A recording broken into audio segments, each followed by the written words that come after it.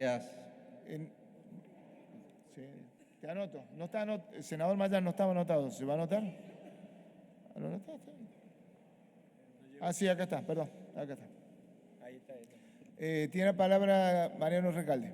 Gracias, señor presidente. Bienvenidos funcionarios del Poder Ejecutivo. Bienvenido, doctor Cordero, a quien le tengo mucho respeto, a pesar de que siempre nos encontramos en veredas opuestas, defendiendo intereses distintos. Y lo escuché recién atentamente hablando sobre los fundamentos del capítulo laboral y las razones que motivaron la propuesta de estas modificaciones. Me anoté que usted decía que era generar empleo y dar seguridad jurídica como objetivos principales. Lo anoté porque el capítulo laboral no estaba incluido originalmente en la ley bases, entonces no estaban los fundamentos para saber qué se buscaba, qué bien jurídico se buscaba tutelar o qué objetivo político se buscaba con esta reforma. Debo decir que no creo que sea sinceramente este el objetivo. Siempre se utilizan eufemismos, cuando no títulos cargados de cinismo a la hora de presentar leyes que buscan un objetivo poco confesable. Me acuerdo de la ley de solidaridad previsional. Se llamaba solidaridad, pero terminaba con el sistema solidario e imponía un régimen de capitalización individual. Sinceramiento tarifario, todas palabras, ley de empleo, que terminó con un desempleo del triple de lo que comenzó. Y acá me parece que otra vez, cada vez que hay una reforma laboral de esta naturaleza, los objetivos son otros, que es maximizar la ganancia de las empresas a costa de la pérdida del poder adquisitivo de los salarios, de lo que llaman el costo laboral, que son los derechos de los trabajadores, y además un contenido más sociológico que es el de promover y aumentar el sometimiento, la subordinación, romper ese equilibrio que las leyes buscan garantizar en una relación que naturalmente es desigual. Y me parece que esta ley busca esas dos cosas.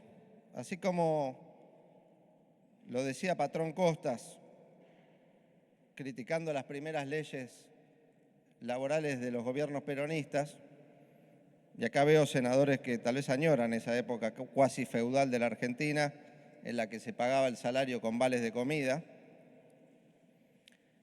Patrón Costas decía, lo que yo nunca le voy a perdonar a Perón es que durante su gobierno y luego también, el negrito que venía a pelear por su salario se atrevía a mirarnos a los ojos. Ya no pedía, discutía. Y creo que buscan bajar a maximizar la ganancia y hacer que los trabajadores no discutan más, que mendiguen, que pidan.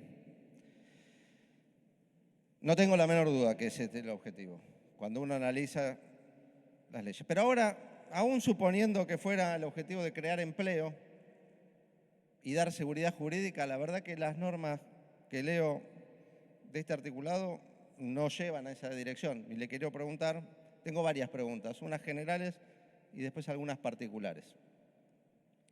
¿Cómo piensan que, teniendo en cuenta los antecedentes, la historia de las reformas laborales como esta, del periodo de prueba, del quite de las indemnizaciones por despido y demás, van a generar un resultado distinto haciendo siempre lo mismo? Si en los 90, cuando se implementaron los contratos basura, la baja de los aportes, que después financiaron la seguridad social, y es otro tema que, si hay tiempo, me gustaría también profundizar, que se quitaron derechos laborales, el desempleo creció enormemente, ¿por qué ahora habría de pasar algo distinto? ¿Por qué cuando fracasado el modelo de flexibilización laboral apareció el de la modernización laboral, como ahora lo llaman de vuelta, otro título que encierra una contradicción, porque de moderno esto no tiene nada, es repetir viejas reformas y en algunos casos llevarnos a los sistemas laborales de principios de siglo, donde no hay derechos laborales. Si fracasado la flexibilización laboral de los 90, porque el resultado fue que el desempleo se fue del 6% al 18%, que el trabajo no registrado prácticamente se duplicó, superó el 50%, y vinieron otra vez con más flexibilización, de la mano otra vez de Cavallo, pero de un gobierno radical, y otra vez el resultado fue más desempleo. ¿Por qué creen que ahora van a tener un resultado distinto? Cuando la experiencia indica que los derechos de los trabajadores, incluso cuando se incrementaron, se fortalecieron, como fue el periodo 2003-2015, 69 leyes laborales se aprobaron a favor de los trabajadores, restableciendo derechos que se habían derogado en la flexibilización de los 90, o no por un DNU, por un decreto ley en el año 76, y sin embargo con más derechos laborales, con más costo laboral, el desempleo bajó del 18%, más del 20% cuando asumió Néstor Kirchner en el año 2003, al 5,9% en el 2015, con más costo laboral. Senador, por favor, por respeto a todos, le pido que hagamos la pregunta porque si Somos no va a pocos haber tiempo. expositores con este tema, es muy importante, le pido que me No dé tengo tiempo. duda. Es una reforma muy grande, muy extensa, requiere un trabajo minucioso. Deme el tiempo que necesite porque esto es muy importante. No tengo duda de la importancia del tema. Bueno, por eso si quiere le digo la acelerar, no me pregunta. interrumpa, así podemos No, avanzar. estamos tranquilos. Personalmente estoy muy tranquilo. Yo recuerdo muy bien las palabras. Continúe, Recalde, gracias. Gracias. Vamos a debatir mucho y como dijo Cordero en la Cámara de Diputados, cuando se discutía la jornada de trabajo, ¿qué problema hay en trabajar muchas horas? Así que vamos a estar muchas horas. Pero me hace perder el hilo. Le decía que durante el 2003 y 2015 aumentaron los derechos laborales y sin embargo eso no impidió la generación del empleo ni la registración del empleo que se creaba. Crecieron las empresas, se registraron mucho más pymes, las que estaban abrieron sucursales y el empleo aumentó. Hoy tenemos actividades que, por ejemplo, no tienen la indemnización por despido, como la construcción, y sin embargo eso no ayuda a generar empleo. Al contrario, ayer estuvimos con el secretario general de los obreros de la construcción, nos contaba que se perdieron 100.000 empleos en 3 meses.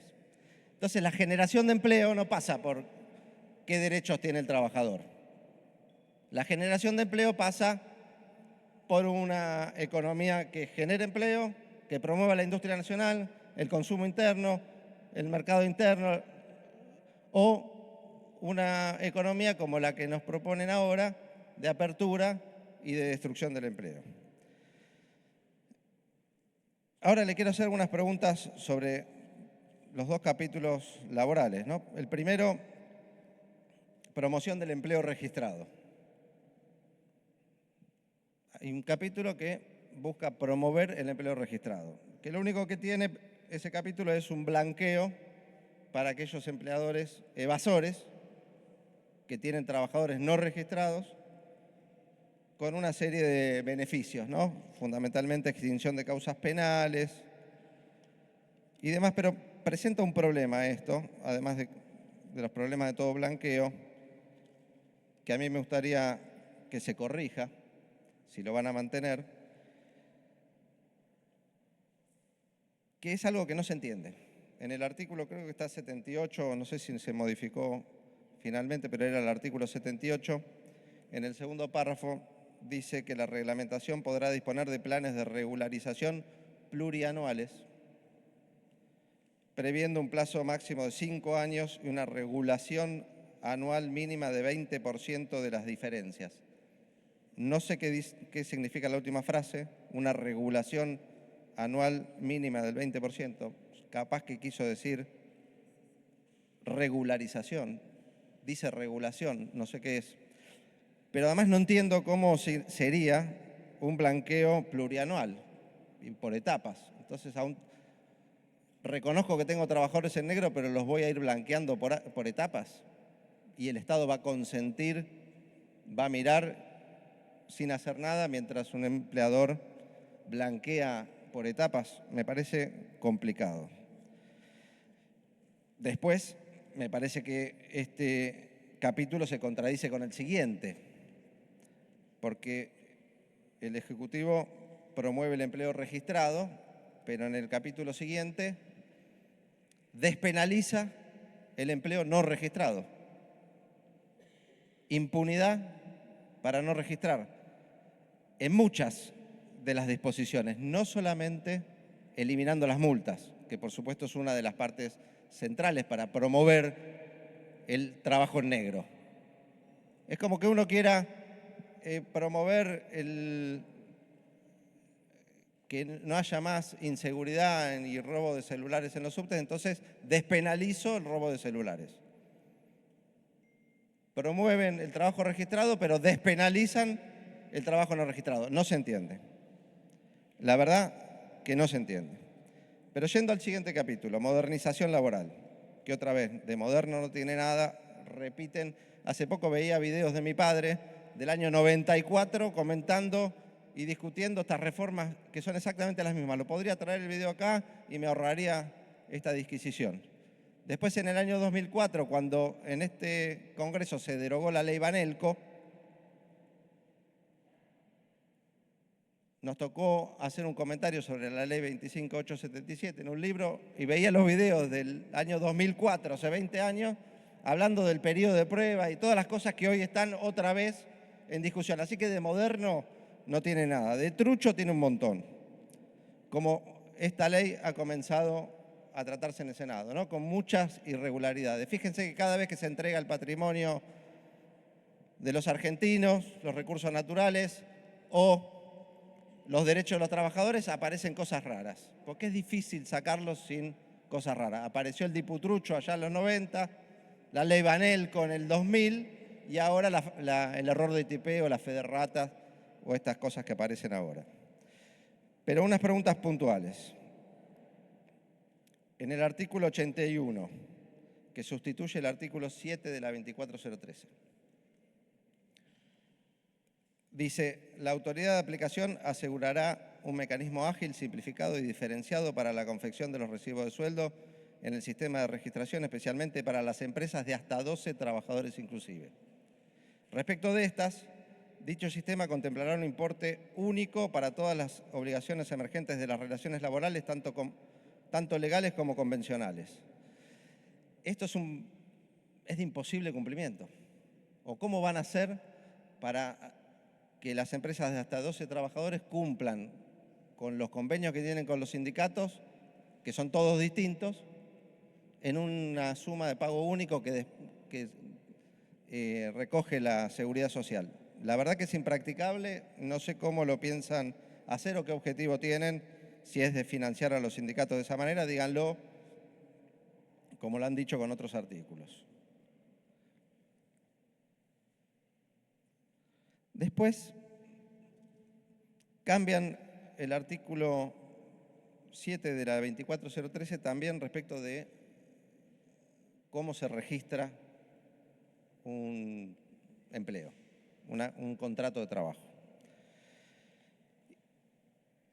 Y dice dos cosas. Uno, que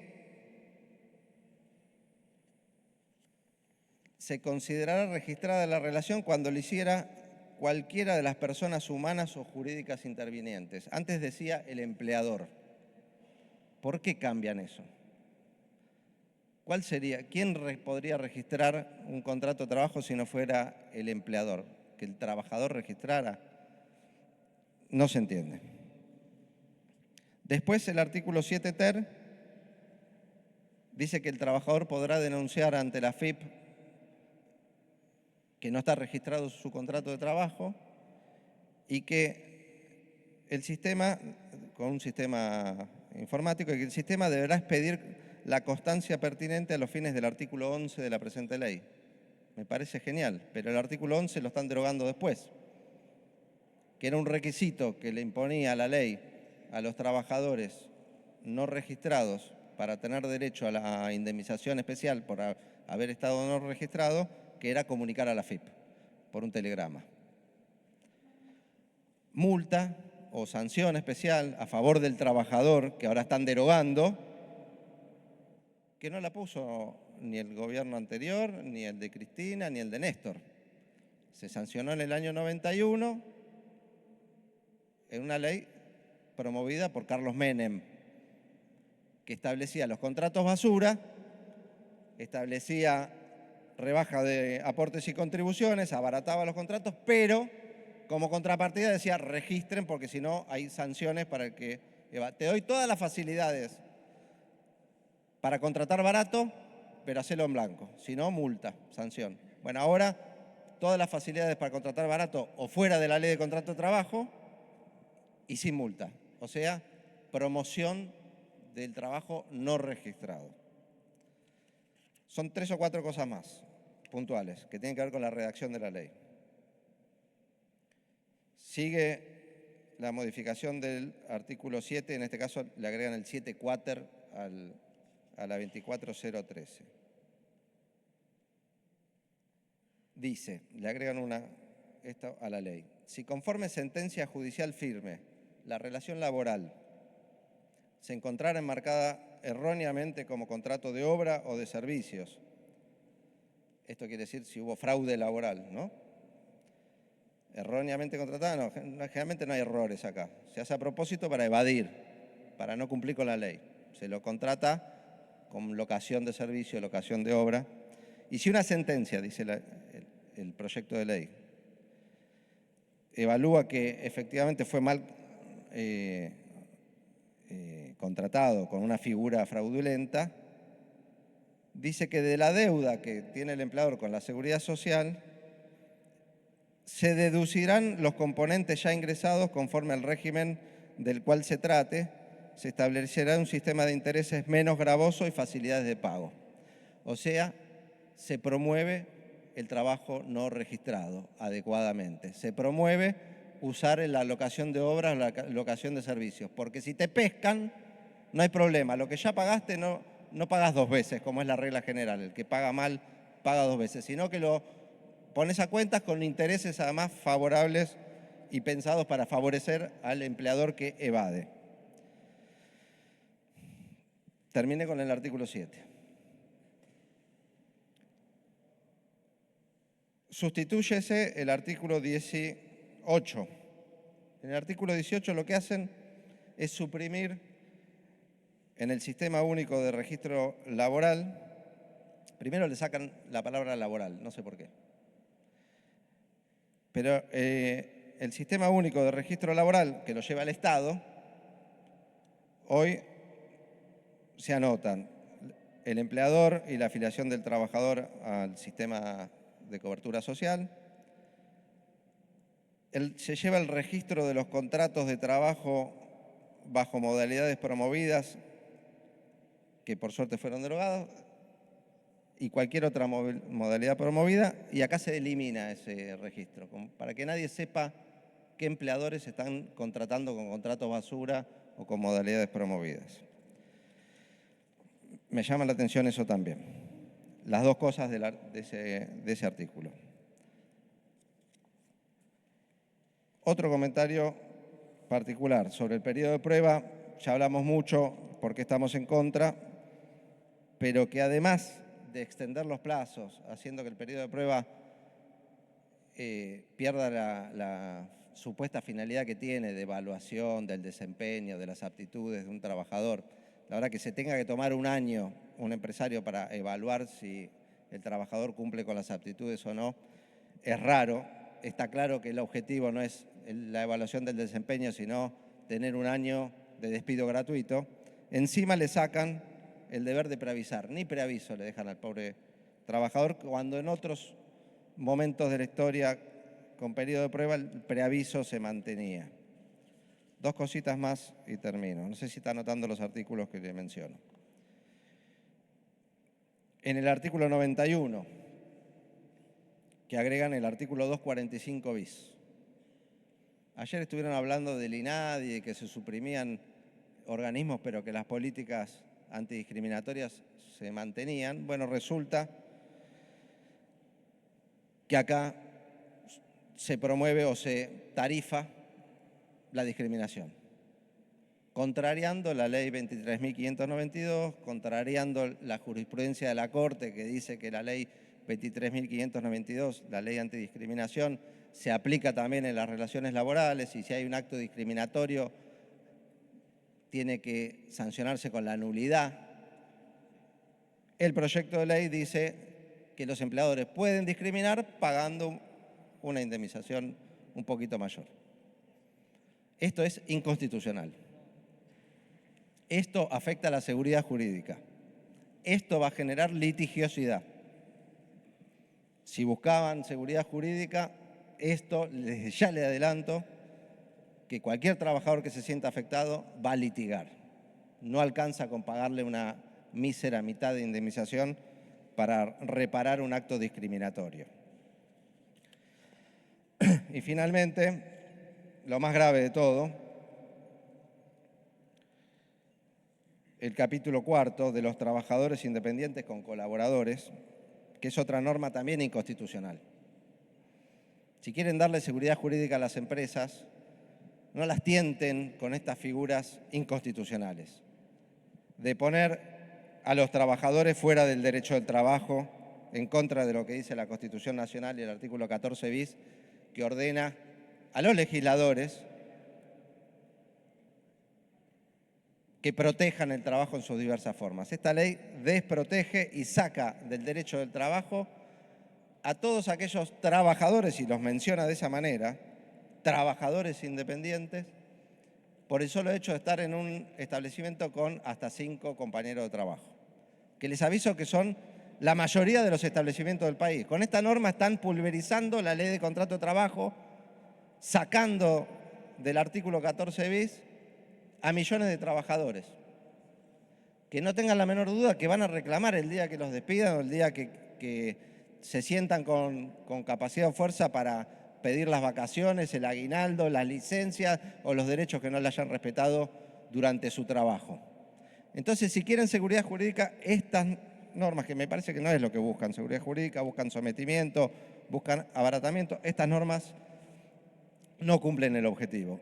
Y por el contrario, les aseguro que van a aumentar la litigiosidad, que van a aumentar la inseguridad jurídica y que van a generar mucho descontento social y muchas protestas que fueron las que finalmente originaron el nacimiento de los derechos laborales. Así que no van a terminar con los derechos de los trabajadores con un DNU, no lo hizo la dictadura con un decreto ley y no lo van a hacer ahora tampoco con esta ley. Muchas gracias. Gracias, senador Recalde. Continúa, como habíamos dicho,